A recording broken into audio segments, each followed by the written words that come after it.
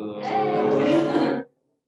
welcome to Mental Health Workshop. My name is Angela, and this is Phoebe in the little carrier, really fluffy. So I graduated from CSU Fullerton in 2019 as a communications major, and I was previously the public relations chair of CSU Fullerton, and then the president, and then after that I was the lieutenant governor of this division, but back then we're called Magic Kingdom before we had the name change to Citrus.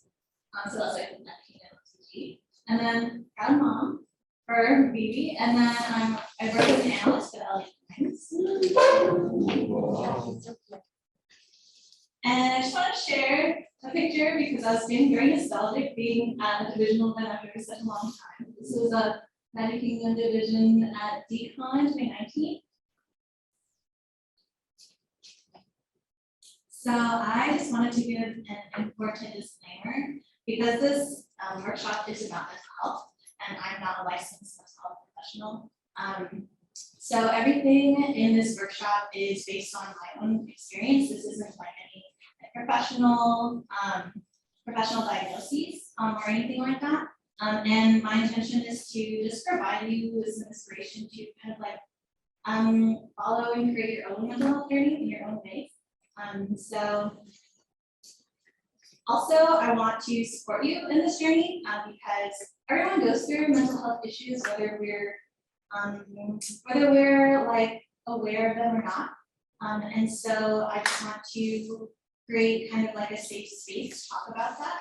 And if at any time someone doesn't feel comfortable, please feel free to excuse yourself, or it's not gonna be like heavy. I feel like I'm practicing it to be like kind of heavy, but it's not. Just some like top level like mental health advice from my experience. Okay, so before we go into mental health specifically, I want to talk about overall wellness, because overall wellness, mental health is a component of overall wellness, and in order to kind of live a holistically, mentally well life, we want to kind of try to find a balance between the different dimensions of wellness, even though this workshop is going to focus like specifically on emotional wellness. But that's just a heads up. Okay, so first I wanted to talk about a few emotions and feelings that have come up most likely for our college students, and that is anxiety and stress. So with school, there's so many different feelings and emotions that I wanted to cover, but I wanted to focus on these two. Specifically stress too, because as college students, you're in such a high stress environment. And I wanted to kind of give you different ways that you can cope with stressful events that can happen.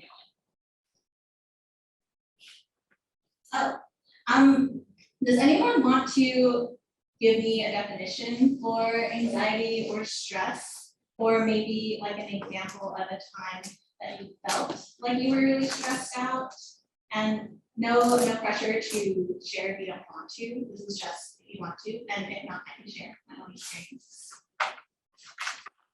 Stress is definitely prevalent during final season. Yeah. And just like it's just so like you get so anxious about all of the exams coming up, and it can get a lot. Yeah. So especially dealing with having to have work, having to have curriculars, having to balance outputs out, it can become a lot, and then that can turn into more stress, and then becoming more anxious. So Yeah. That's some examples of stress. That's a great example. I think finals week is one of the high stress times, even though when I think of college, the entirety of college is kind of like a high stress time, but finals week was definitely very high stress. So thank you for that example.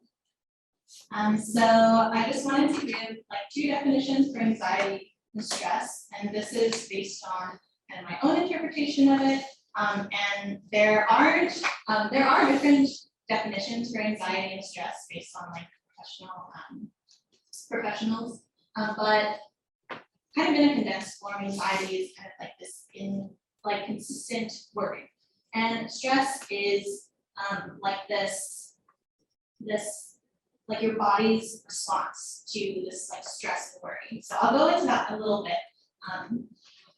So why do we experience these things? Have you ever thought about why we get stressed out, or like why we go through like emotions that are like up and down? Like some days we don't feel as great, and some days we feel like on top of the world.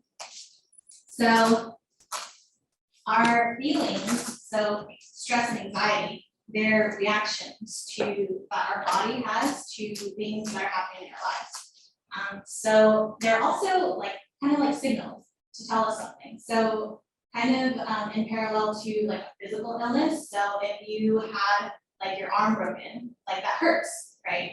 And that is your body telling you like you shouldn't use this arm, it's broken.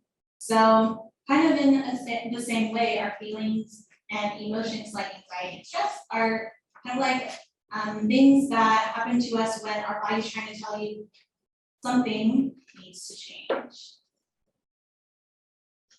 So when I feel stress, I can feel it in my body. So when I'm stressed, I'll kind of feel my body tense up, maybe in my shoulders, maybe my jaw. Does anyone ever notice that their jaw is tightening up or they're clenching their jaw? Or like you find yourself kind of like balling your fists. Sometimes like if you're stressed, like that's kind of our body's natural way of dealing with like stress that we have, and it manifests in the way that our body feels. And our emotional health affects our physical health too.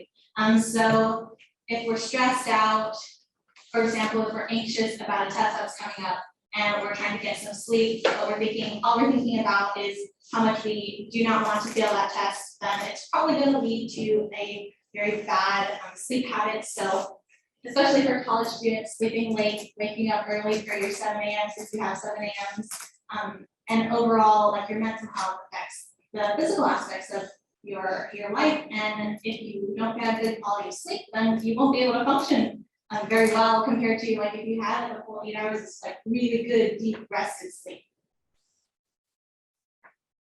But the reality is that when it comes to mental health, I don't like to think of it as a checklist that, oh, once I'm done with college, once I have a job, once I am financially stable, like all of these things, it's not necessarily a prerequisite to having good mental health. Like having a puppy. Like I thought that having a puppy would greatly increase my mental health, but she's been a little stressful. But yeah, the mental health is not something that you suddenly achieve and then you never have to worry about it. So this is a quote from my therapist. I see a therapist every 2 weeks to a month. And he told me whenever I was going through like a tough situation, that things get better, but it doesn't get better and stay better. That's why we learn skills to use to cope. And so I just wanted to share some healthy coping skills with you all that might have helped me. And I also want to hear from you all different coping skills that you might have for your own mental health. So first, these are just a few examples. So I'll ask you all for examples that you might have too. But first, one of my coping skills is to take a step back. If I'm really stressed out, if I'm like focused on this project for work and I'm thinking like if I don't figure out what I'm going to do, then I'm at risk of losing my job.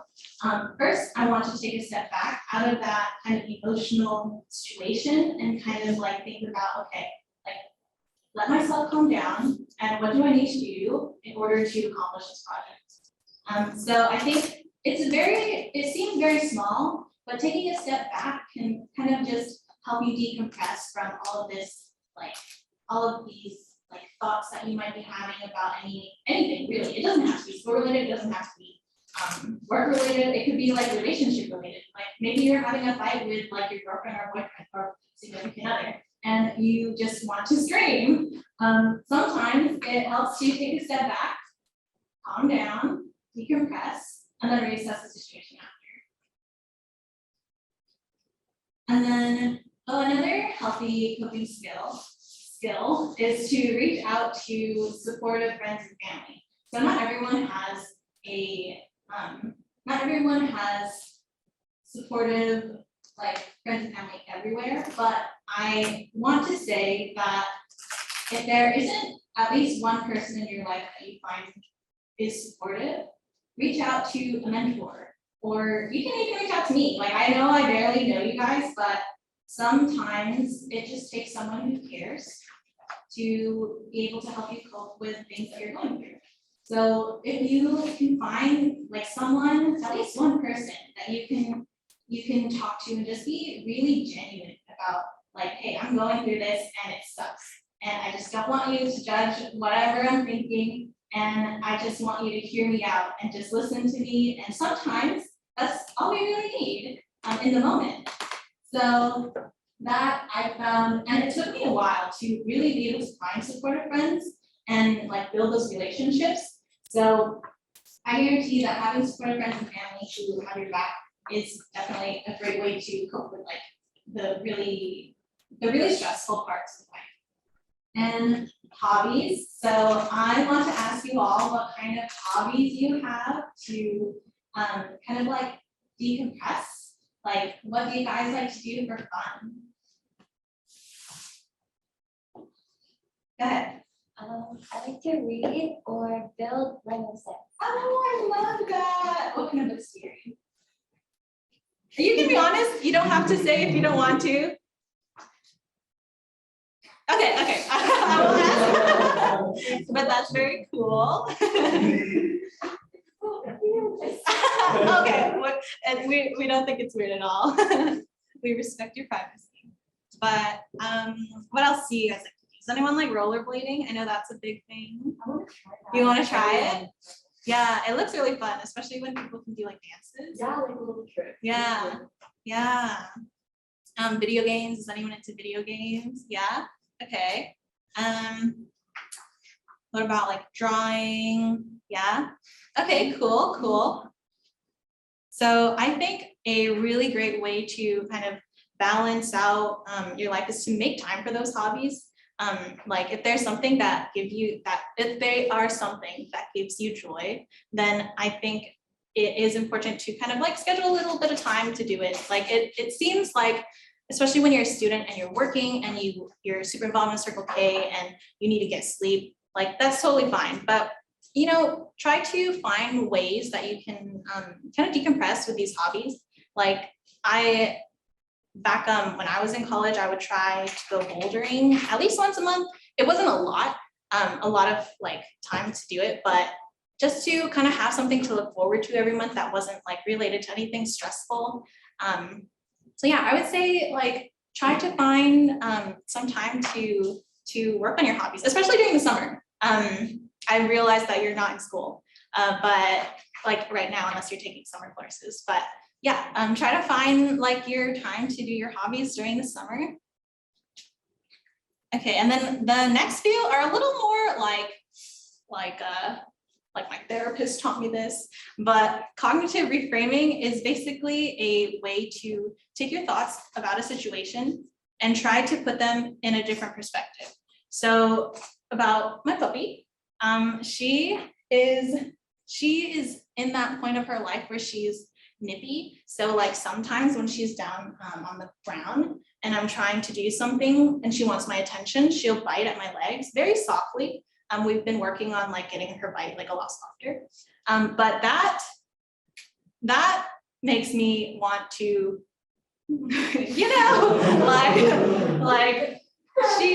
I love her to death, but it hurts. Like I have literally like scars from, but I just think of how, this situation, she's a baby. She doesn't know what she's doing. She's ripping up her carrier right now, which is fine.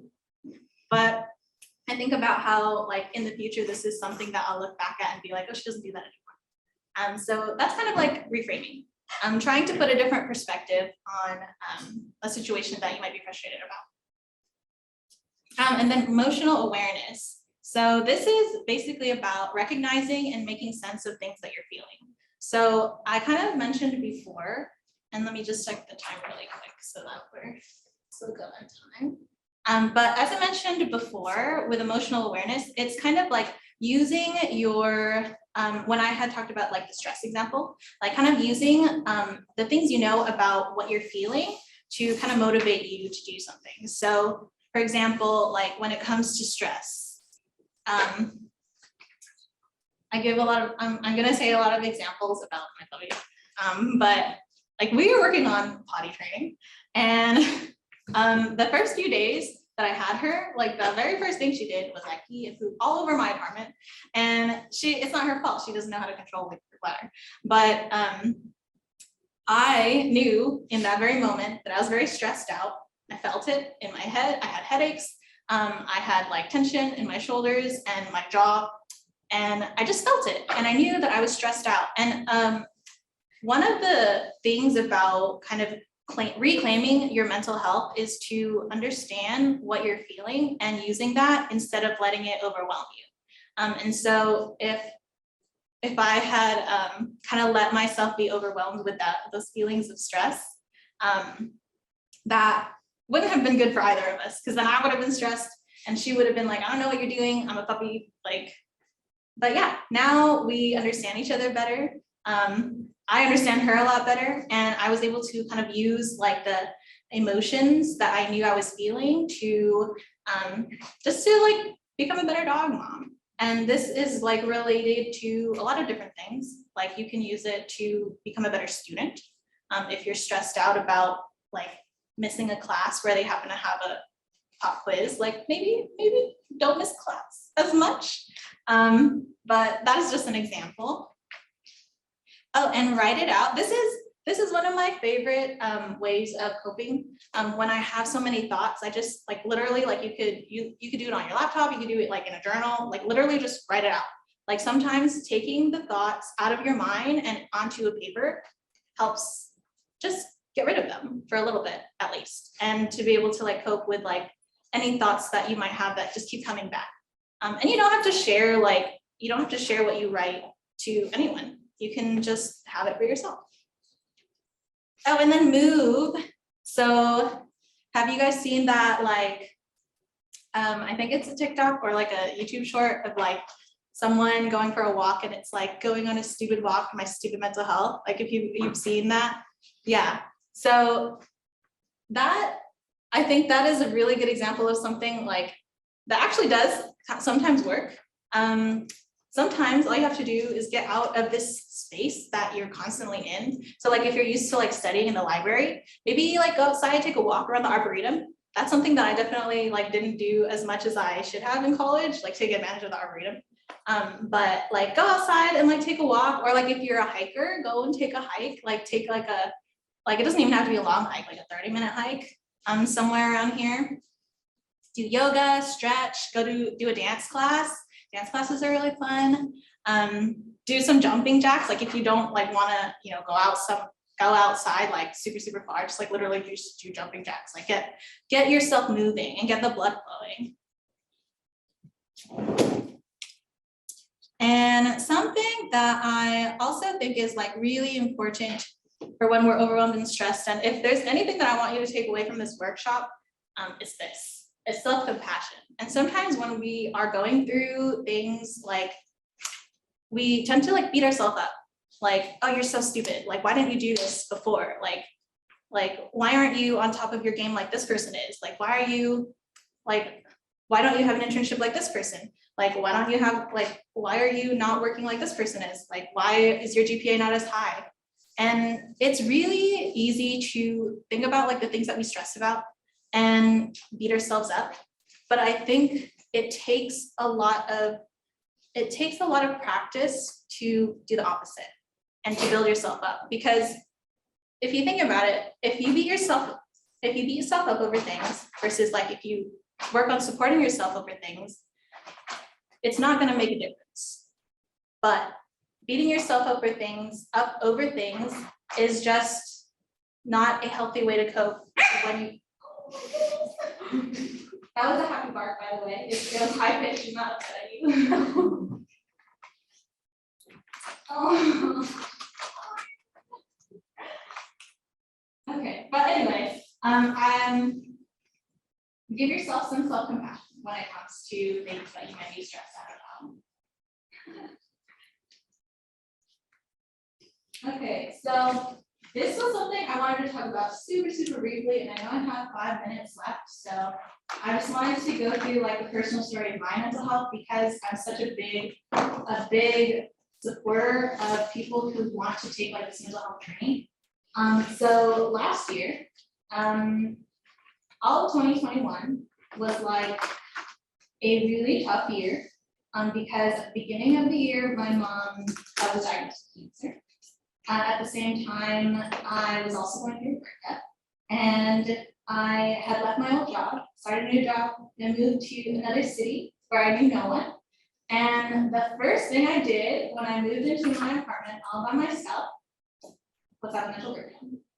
And then I went to find a therapist.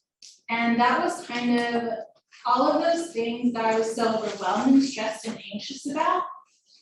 I had hit such a low that I really just needed someone to hold my hand and help me figure things out. And that's why now, literally, it's been a year since I first started seeing my therapist. And it has been such a transformative year for me. I know I'm such a healthier person, and not just because of my therapist, because of all these coping skills that I've learned and cultivated with my life, and just learning everything there is, trying to learn everything there is about mental health. Like, I'm definitely not a professional, but I know what it is like to hit rock bottom and to feel like such shit, you know. And that's why, like, I really wanted to host this workshop because even if it's like just one person who's kind of inspired to take like their mental health training a little more seriously, like that's really all I really want from you guys. So, and also mental wellness is not a linear journey. So, I mean, you can feel amazing today and feel terrible tomorrow. Like, and it doesn't mean that you're any like worse mentally than you were the other day. It's just that's how life is. Life is not always going to be like positive all the time, and that's why we learn Hobbies. Oh, any questions? I'm totally an open book. You can ask questions about my puppy too, and I know I have like a few minutes, but I hope that this was insightful for us. And I'm really happy that you invited me out. I'm really happy to see Circle Peers, and also, I'm sorry I'm not wearing a mask. I did realize. Oh my God. Yeah, I'll give one for her.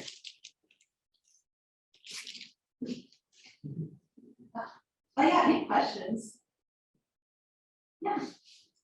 Did you find your therapist right away? Was like that the first person you reached out to, or did it take some time to find the right person? That is a great question. So the first person I reached out to was actually booked, so she referred me to someone else. I personally thought that I would want a therapist who looked like me, so someone who was Asian American, and preferably like from an immigrant. But my therapist is a transgender man, and he is from Pennsylvania, and he is the best. We were the best match, in my opinion. So I think I really lucked out with finding him.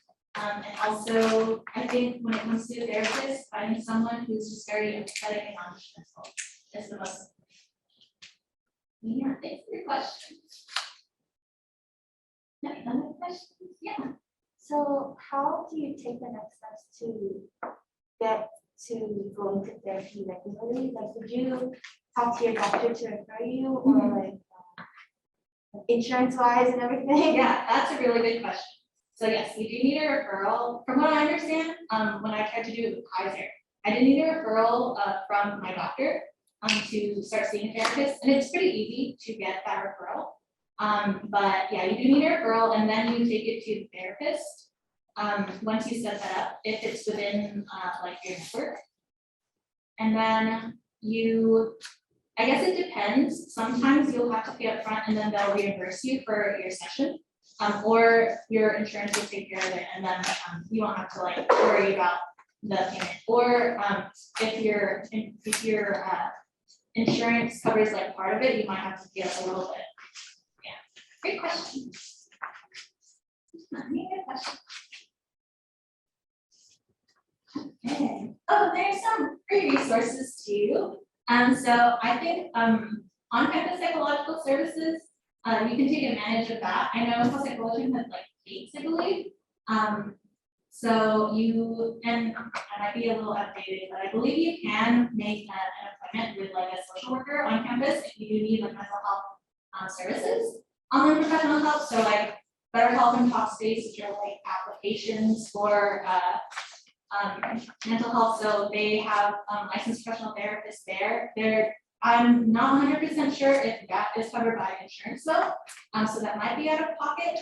The UC Berkeley's Greater Good Science Center website has so much like really great reading resources about like wellness in general. Psychologytoday.com, and then SAMHSA, which is like a what is it? They have a phone number for like emergencies. It's 24/7 line. I should put the phone number up here. But yeah, it's a 24/7 line for anyone who needs just like immediate help with their mental health.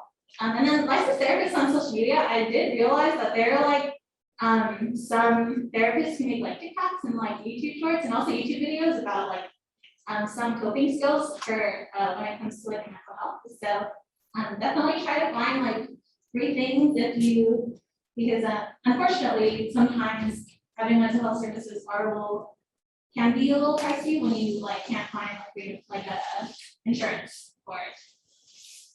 But this is me. You can add me on LinkedIn and you can follow my Corey on Instagram. And I think that's it. Yeah. Yeah, that's it.